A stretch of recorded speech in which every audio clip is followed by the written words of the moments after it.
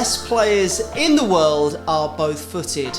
Or are they? That's what we're going to be discussing today in the Football Fun Factory podcast. Chaddy, are you both-footed, mate? Yep, just as good with my left and my right. Naturally 2 foot. Well, not naturally, a lot of hard work went into it. What about you, JC? I've got a Neither. wonderful right foot. Didn't spend enough time as a child on my left foot. Cool, interesting. Well, we're going to put this topic on debate and on trial. Let's go. So here we are in my courtroom. For anyone watching, you'll see how ridiculous I look. For anyone not watching, head over to the YouTube. Little plug, you can subscribe. But we have two different statements here.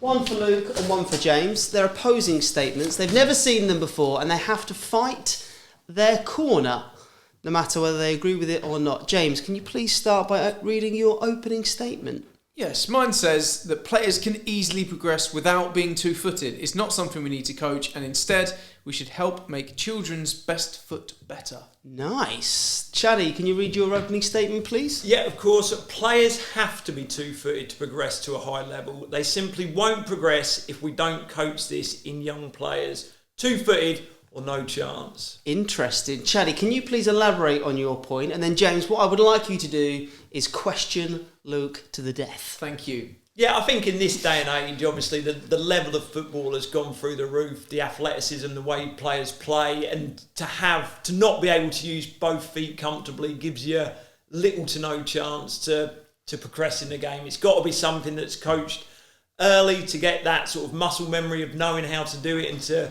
sort of learn how to kick as strongly or nearly as strongly with your weak foot as your strong one, and without it, no chance. There's a few players that I'm thinking of, particularly left-footed players. So I, in the main, actually agree with your statement, but I do think there is an anomaly. There is a loophole in the case, and I feel that is that there are some left-footed players, and because of the specialism really of being a left-footed player, like a left back or left winger, I feel that you can be a really, really effective left-footed player and play on the left-hand side, not be all that two-footed, but be really successful. And I think there are some examples of that. Can you? What are the examples? I can think of one obvious one, but is there another? Who's the one you're thinking? Oh, I'm thinking Lionel Messi. Yeah. I think there's all right-footed players actually. Kieran Trippier would be a good example, perhaps. Players that play it as a fullback in particular or a winger who are just really, really good on one foot. I think you can be really successful in that way. Yeah, I think, like for me, obviously, Lionel Messi's the one where that is a freak of nature, really, isn't he? Like the best player, in my opinion, that we've ever seen play the game of football, who has made a career, not just a career, like a superhuman career by being solely left-footed. I think he can use his right foot, but I think his left one's so good that he doesn't really need to. I'd probably disagree a little bit with someone like Kieran Trippier, who obviously played left-back for England in the Euros, and I think he can. I think every player that you look at the top end of football can use both their feet really comfortably, and I think to get to that top level without being able to use both feet would be more or less impossible. Like Messi. The one who is comfortable with his right foot. Stuart Downing. Downing scored some great goals, cutting him from the left with his right foot. I've heard enough of these ridiculous players you keep calling out, James. Can you please remind Darren Huckabee. Can you please remind the court of your statement? And Chaddy, can you please question him? Players can easily progress without being two-footed. It's not something we need to coach, and instead we should help make children's best foot better. So I think that, just to back up my point, I think there are some players that have an outstanding one side and that they can be absolutely outstanding and almost unplayable. So there's players that have incredible pace, there's players that have an amazing left or right foot. And I feel that it is possible, whilst I think it is really valuable to be both-footed, of course, to be able to come inside, be more unpredictable. I completely agree with those elements of your statement. I just feel that there are a number of examples where there are quite one-footed players that can be really successful Another example, if we're going to go down the examples route, maybe Saka, for example, who predominantly, you could argue, is quite predictable about what he's going to do when he gets the ball, but quite often beats his man and quite often gets the shot away or gets a crossing. Yeah, again, I'd probably disagree with the Saka shout because he's quite comfortable going on the outside on that right and putting a number of like great crosses in the Euros at the latter end of the Euros, doing that. I think like what you're saying, his statement there around making the strong foot even better, I think that's a really valid point, but I also think that you can do both. There's an opportunity to practice on your weak one, and I just don't see a reason why you wouldn't practice on both feet. Okay, so is there a question? I'm just asking you, like, what's the rationale, what's the reasoning of just making the strong foot stronger and not practicing with the weaker foot as well? Because then you can really excel with that strong foot. So if you focus on your strengths, then you're going to be really successful with it. If you almost become unplayable when it comes to then using that particular foot, then you don't need another foot, other than for standing on. And on that comment, I'm drawing an end to this proceeding. I think I might have lost.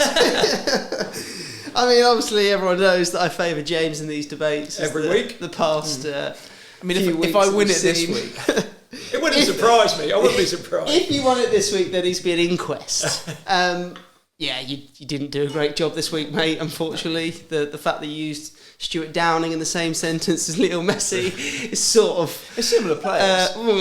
Okay. We'll see what Messi thinks about that. I'll give him a call after. But Luke, I thought you defended your point very well this week, and you are the winner of this can of Febreze. Oh, what a week to win! What flavour is it, John? Tropical fruit, fruity tropics. Throw it then. Nice. Give it a spray, Luke. For anyone listening, do you want to explain what you did there, Luke? So I pretended that the Febreze Air Mist Fruity Tropics was deodorant, but I didn't actually spray it. Right, enough of this. I'm getting out of this gown and wig. James, after that debate, what do you actually think, mate? Do you think you need to be two-footed? No, because Stuart Downing. So I think in the modern game, you have to be good at everything, no matter where you play. Goalkeepers didn't used to have to be any good with their feet back in the day. There was a time where goalkeepers didn't even have to wear gloves, but then they did, and now they do. So they have to be good with their feet. There's a time where centre halves could just head it and kick it and kick it out of play, and that was a good centre half. Whereas now you need to step out into midfield and pass the ball and progress the ball up the pitch. So my general feeling around the modern game of football is that to be an accomplished player, the standards are getting higher and higher. You need to be good at everything, and one of the most simple ways in which you can do that is by having a really good left foot as well as your right foot. It does amaze me, though, from a fan's perspective, not a coach, but going to games and probably the lack of confidence professional footballers have using their perceived weak foot. Trippier used earlier on as an example. I actually think it was one of your better examples in the court case earlier on. There were so many times in the recent competition for England where he'd get it at left back and he didn't play forward quickly because it was on his left foot and then would check back onto his right. Like Chaddy, you've obviously played at the highest level. Do you think that there is a noticeable difference in the ability from strong and weak foots? Yeah, I think everyone's obviously got a stronger foot. I think there's very few players, obviously myself included, one that can use their both feet as well as the other one. But I think, like even the example you use there of Trippier, like you say, comes back on his right, but I think you'd be very surprised seeing these players up close and personal that they are very strong on both feet. I think you can't really get to that level of Kieran Trippier of playing for the national team without being able to use both feet really well. So I think it's something that, it's easier to learn as a young player. When I went up to Manchester United, I got moved from a striker to a right winger, then a left winger, but I'd not really done that much work on my left foot as a child, but then done a huge amount of work because I was in that position trying to cross it, and that repetition of doing it, it improved it quite a lot really quickly. So I think as a young player, if you've got aspirations, I think it's something that's quite simple to work on from a really young age, which obviously sees you improve a huge amount on it. When using Trippier again as the example, when it was the Euros? It was the Euros, wasn't it? The Euros. Why didn't he play forward passes with his left foot? Because I agree, he's obviously got the quality to do it. What was stopping him, do you think? I don't know. I mean, obviously the pressure of playing for England and wanting to keep the ball in the team, the pressure of playing out of position as a right back or left back in some of the biggest games, everyone sort of rooting for you to do well. And I think it's more, it can be a safety thing where it's a position where he can come back in, find good passes with his right foot, but it did affect the way that England played, no doubt, because if you've got a naturally left-footed player and a player that will use his left foot automatically without thinking about it, it would have got out wide quicker and the ball would have got played forward quicker. But I wouldn't say Trippier is a player that doesn't use his left foot or is just purely a right-footed player. No, I agree with that. I just think it's like, I have no doubt in my mind that he's got unbelievable ability on his left foot, and all Premier League players have, because you have to play at that highest level. But it does still amaze me that you don't see more naturally both-footed players within the game, and not just, I guess, like using their weak foot, but using it constantly throughout. Like when I think of, once again, being a fan, Perisic for Tottenham would take set pieces of his left and his right foot. So he'd always take a corner, it'd always be an in-swinger. And there aren't many players that have the confidence or maybe ability to do that. Just interesting. Are there many genuinely ambidextrous players? Are there many players that do not have a strongest foot? Yeah, I think obviously Jonny mentioned there Perisic, and I don't think there is many players like that. I think it is something that you have to work on. It's like you can't write with your right hand if you're right-handed, then write with your left just as well. I can't imagine many people can do that, and I think it is something where it does take a lot of practice, a huge amount of repetition. I think in terms of two-footed, in my mind, that is someone that can use both feet. But usually you're going to have a one foot that's stronger than the other, and you're more comfortable with that. Like even again, looking at the top end, Haaland always tried to shift it on his left foot to get shots off, but he does get a chance on his right foot, and he can take it, and he's more than. How much do you think analysis comes into this? Because at the highest level of the game, obviously, when you turn up and you're playing against Trippier, you play in a certain way because you know that there may be a weakness, and you know he's maybe out of position, supposedly. So then, when he then comes up against teams in the Euros, then they play a certain way and show him a particular way onto a particular foot. When you're playing a grassroots game, no, there's no analysis. You come into the game, even at maybe like youth football, academy football, you turn up to an academy fixture, they haven't done analysis at the under 13s to know that they've got a right-footed left back, for example. So the game changes, doesn't it, when it gets to the senior and professional level and the highest level, where there's a level of analysis where you're put under more pressure and then maybe make different decisions based on the confidence that you've got in either foot? Yeah, I think obviously as you go up the leagues and any level in professional football now, the level of data and analysis that goes into pre-game, you'll know better than anyone, Chad, but is so in detail, and you'll have information about the player that you're up against, to what way they tend to shift the ball and their body weight and their height and things like that, and all these fine details, so you know where you can try and get an advantage.